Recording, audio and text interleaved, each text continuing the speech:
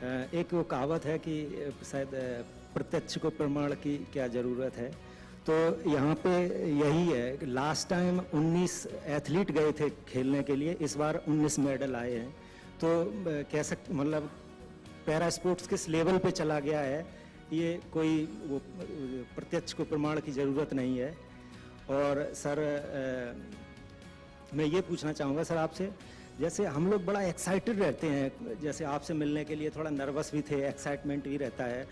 आप जैसे आप भी कंट्री को किसी इवेंट में रिप्रेजेंट करने के लिए जाते हैं, तो आपके मन में क्या चलता है सर? आप कैसे उस कंडीशन को हैंडल करते हैं? मेरा बैकग्राउंड बहुत अब जैसे ही एक सामान्य परिवार का है, और बचपन में तो कभी स्कूल के प्रिंसिपल भी अगर नाम से बुला देते थे तो अब वाह नाच उठते थे कि प्रिंसिपल को मेरा नाम मालूम है।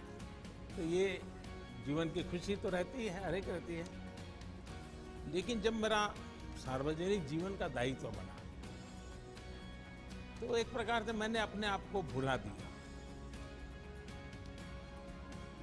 मुझे कभी ये कोई नरेंद्र मोदी या कोई गांव से आया हुआ इंसान कुछ सब दिमाग से निकाल दिया।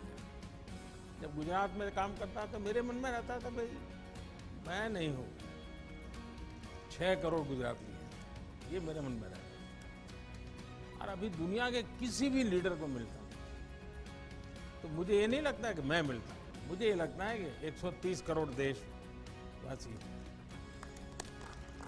और उसके कारण मुझे कभी इंफीरियरिटी नहीं होता है, कोई बड़ा एक्साइटमेंट भी नहीं होता है। जैसा मैं आपको कहता हूँ आप अपना बेस्ट परफॉर्म कीजिए, मैं भी मन में रखता हूँ मैं मेरे देश की बात बड़ी ताकत से करूँगा, बड़े विश्वास से करूँगा। तो यही भाव है और क्या है। आपकी सर मेमोरी बहुत शार्प है सर, आप एकदम याद कैसे रख लेते हैं?